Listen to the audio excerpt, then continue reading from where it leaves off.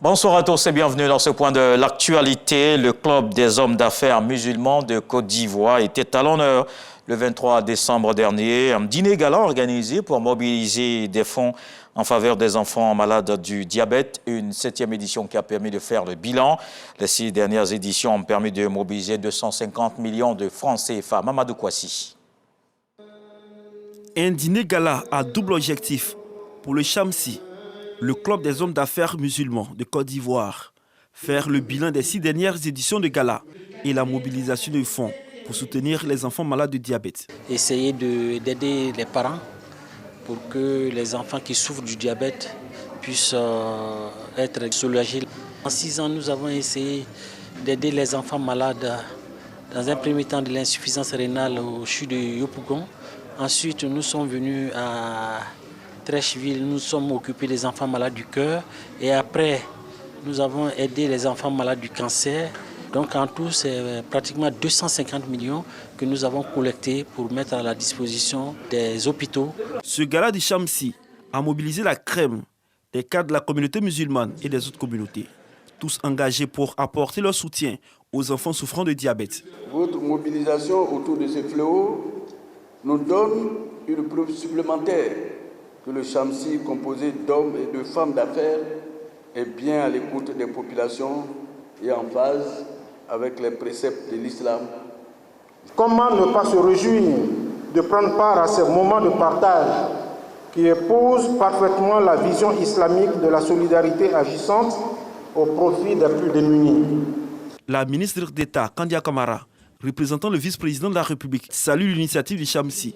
Elle invite à plus d'engagement en faveur des enfants et des plus faibles. Il est donc salutaire qu'au sein de la Oumma islamique, il existe des hommes et des femmes attachés au commandement et qui sont pour nous de véritables sentinelles de la cause d'Allah.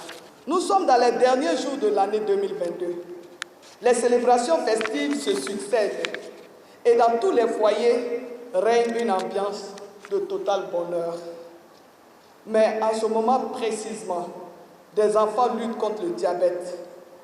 Comment le vice-président pouvait rester insensible à une telle démarche de générosité et de délicate affection? Dans l'actualité également, le ministre d'État, le ministre de la Défense, Téné Birahima Ouattara, s'est rendu à Toubo, une localité de la région du Bonkani, à la frontière avec le Burkina Faso. Il y était au nom du président de la République, chef suprême des armées. Il a exprimé la reconnaissance et la gratitude de la nation aux soldats engagés pour la lutte contre le terrorisme sur cette ligne de front. Un repas de fin d'année est venu renforcer cette cohésion. En cette fête de fin d'année, le monde des arts et de la culture est en mouvement. Les spectacles s'enchaînent. Abidjan, plaque tournante de la musique africaine, accueille de nombreux artistes de renom. L'offre musicale est riche et diversifiée. Dans cette ambiance, les prix grimpent. Les tickets d'entrée prennent l'ascenseur. On parle de plus en plus de concerts VIP ou VVIP. Il faut parfois payer le prix fort pour s'offrir une place dans les salles. Alors, comment expliquer les tarifs de certains spectacles? Que disent les promoteurs? Abidjan au rythme des concerts de luxe, c'est le dossier VDC de ce soir, à suivre dans le 20h. Dans le reste de l'actualité, l'Union européenne a condamné fortement le verdict accroissant à 33 ans au total la peine de prison infligée à Aung San Suu Kyi. L'UE a dénoncé le démantèlement général de la démocratie et de l'état de droit en Birmanie. L'Europe ajoute que les verdicts condamnant la célèbre opposante birmane, âgée de 77 ans, ainsi que l'ex-président birman conclut une série de procès purement politiques. Les États-Unis ont aussi condamné cette décision de justice et exigent sa libération. Près de 1700 journalistes ont été tués entre 2003 et 2022. C'est ce qu'indique le dernier bilan de Reporters sans frontières publié ce vendredi. 95% sont des hommes, mais leurs consoeurs ne sont pas épargnés. Depuis 2012, 52 femmes ont été tuées, notamment après avoir enquêté sur le droit des femmes. Parmi les zones les plus dangereuses pour la profession, l'Irak et la Syrie, 2 pays lourdement marqués par la guerre.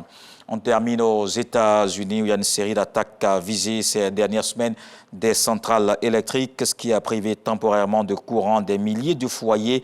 Des attaques qui révèlent la vulnérabilité de ces installations stratégiques. Plusieurs États sont touchés, l'Oregon, la Caroline du Nord et plus précisément dans l'État de Washington. Le FBI organise les enquêtes. Pour le moment, aucun suspect n'a été identifié ou arrêté. Ces incidents font craindre un nouveau genre de menace, selon Roy Cooper, le gouverneur de Caroline du Nord. Voilà pour le flash d'information. On se redonne rendez-vous à 20 h pour la grande édition.